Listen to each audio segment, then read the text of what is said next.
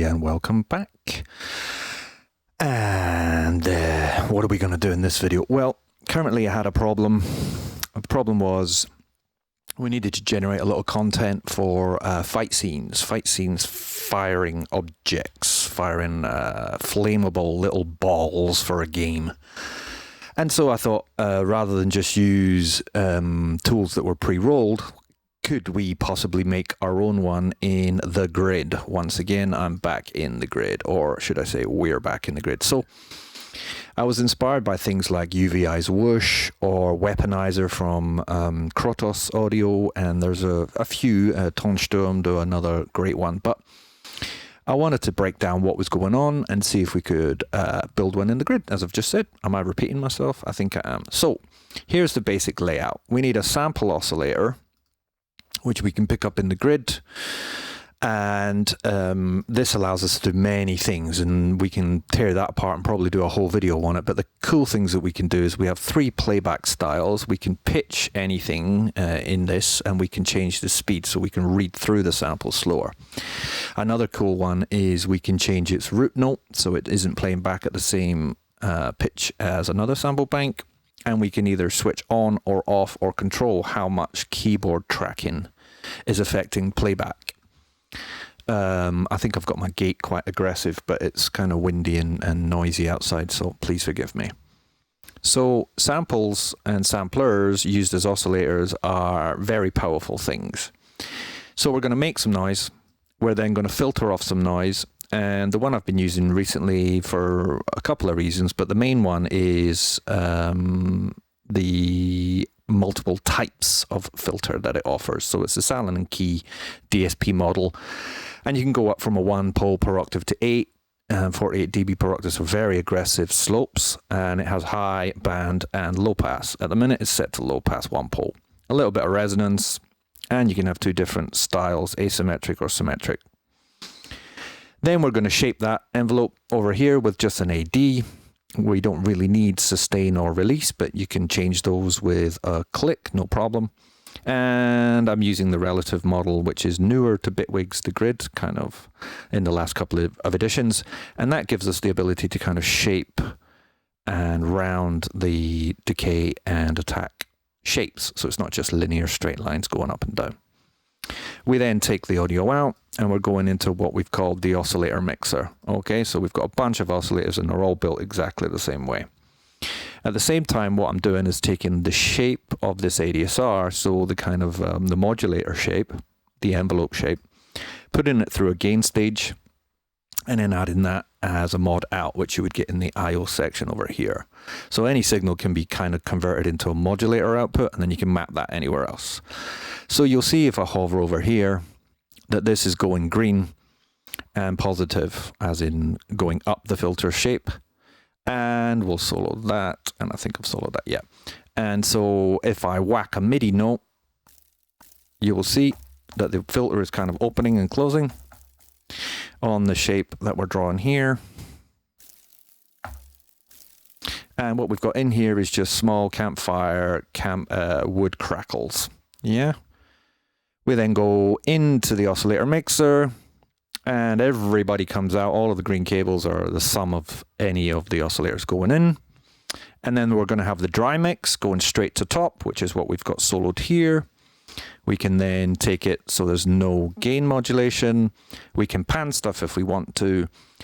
What are we sending out? Do we need to add gain to it? Here's what we've ultimately going to send back to Bitwig or to the signal flow downstream, as it were, and then that's our output. So that's the basic model. Yeah, make a noise, filter out some harmonics or add some, shape it in the amplitude domain. Also have the ability to take that same shape and route it to some places. I've only routed it to the filter cutoff. And the reason why there's a gain stage there is if there's too much routing, I can just control it. Or too much modulation, should I say, I can just control it. I like this approach, so I can set that to 100% and then just go, well, actually, that's a bit too much.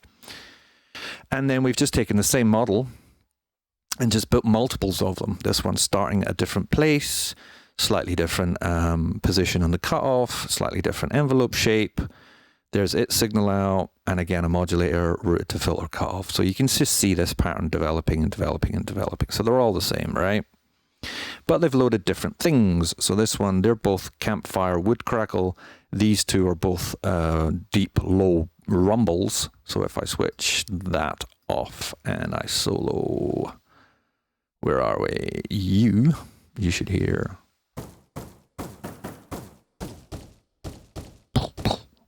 Switch that back on. So we can make lasers. We can do all sorts. We can add some more modulation. Exaggerate the modulation. Or control it. Cool. Bandpass filter. Another bandpass filter. Another bandpass filter. And another bandpass filter. These have got slightly slower attacks, and these are loading a heavy forest fire sample. So with all of these loaded and all of these playing, and we can only hear the oscillator mix, what we've got is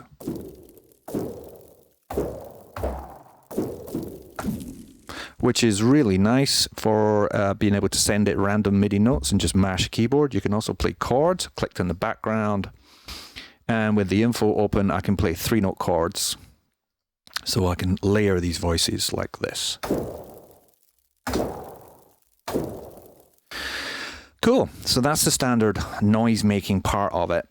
But I wanted some performance modulation amounts. So over here, I've just got a value knob to a modulator and another value knob to another modulator. And I've mapped all of these to all of the attack times for all of these envelopes. I then right-click that and I mapped it to a MIDI controller. So I can grab a MIDI controller button over here, and if I wiggle it, all of these will be controlled more or less, right? And same with the decay. So I can control the decay amount of these performances.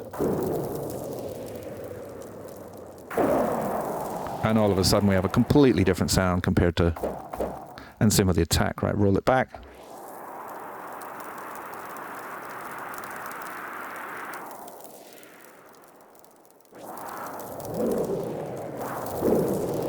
So we can get a whole family of kind of fireball-y sounds, but just by changing attack and decay. I've also panned a couple hard left, hard right, a little bit left, a little bit right. So we've got a kind of stereo spread of the image. Beautiful. Okay. But it doesn't stop there. So there was a few ideas that I found in UVI's Whoosh, which I actually own a copy of, and it's a very good plugin in and of itself. But one of the things that bothered me about Whoosh is that it doesn't import its own samples. You have to use the stock stuff. And that's one of the reasons why I wanted to explore building it in the grid. So one of the things that they also offer is some effects. So I thought, well, let's build an FX mixer. So the top level, now green, is dry mix of all of these oscillators. Meanwhile, we're taking that feed, we're going into a high pass and a low pass, and we're going to smash it with some distortion. So if we just solo this bank, we will only hear the sum of this going through the distortion. And that obviously gives us harmonic content in the upper register and might work, but the low and the high are really handy here because you can shape which bit you want to be distorted. So are we just going to blast the low end? Which makes it more like an explosion, maybe? Or we could just nuke the high end. And if we add that back in with the dry mix, adds a lot of texture, right? And of course we can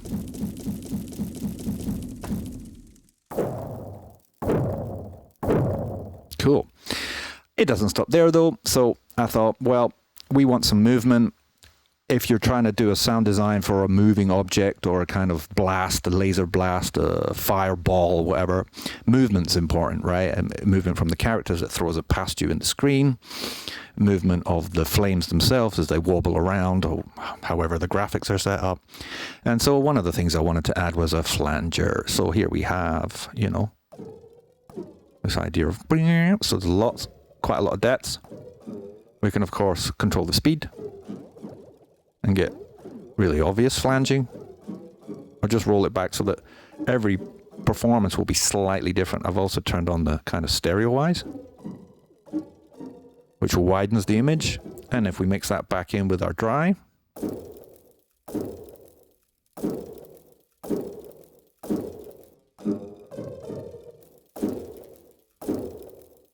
and a bit of distortion.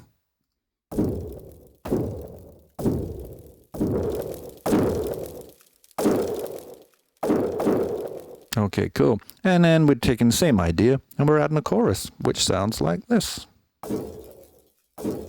If we solo it, again, we've got some movement, right? Might be too electronic-y, but if you're doing a kind of wizard, fairy spell thing, might work. We can blend to taste. And now we've created an interesting texture. Of course, I'm not really thinking too much about this, but if you fine-tune all of this stuff and fine-tune this stuff, you can go crazy and make lots and lots of variations. One last thing that I thought was quite interesting is to build in an amplitude modulator source. So that's your classic Batman fan kind of effect. And really all it is an LFO controlling a fader, right? So let's build one. We grabbed an LFO. I gave it a blend.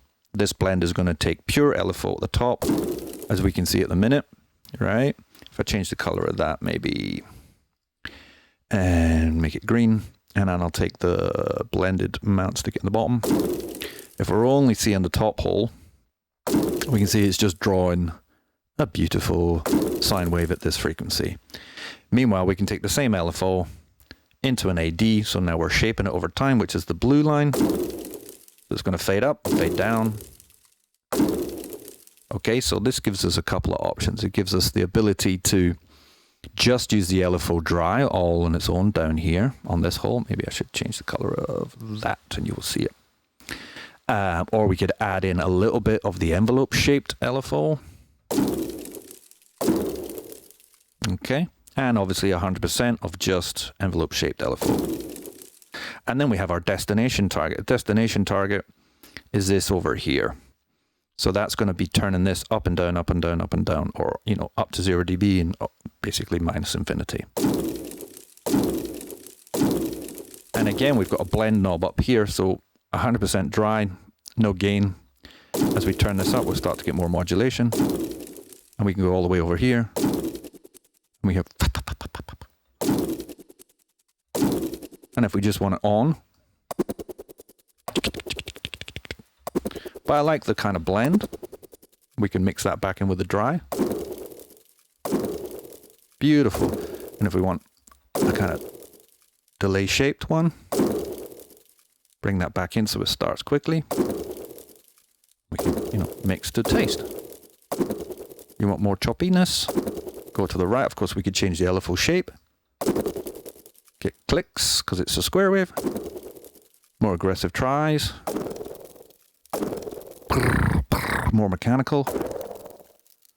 And so here we have a little grid patch that is inspired by many others that allows us to change our source sounds, because obviously what you feed into the system, as it were, or the audio ecosystem that you've built, completely and utterly change what's really going on downstream after all the processes. We can mix and match however we want. We can shape however we want. We've mapped some things to MIDI so we can perform. I also added these over here. So if we wiggle this knob, that's the amount of the modulator. And then over here, we've got the speed.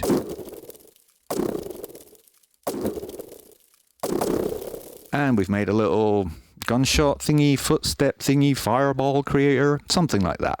Anyway, I thought you might find this useful. If you do, guess I'm supposed to say give the video a like and subscribe if you care about this sort of stuff or you're interested in this sort of stuff, and hopefully I'll make some more videos.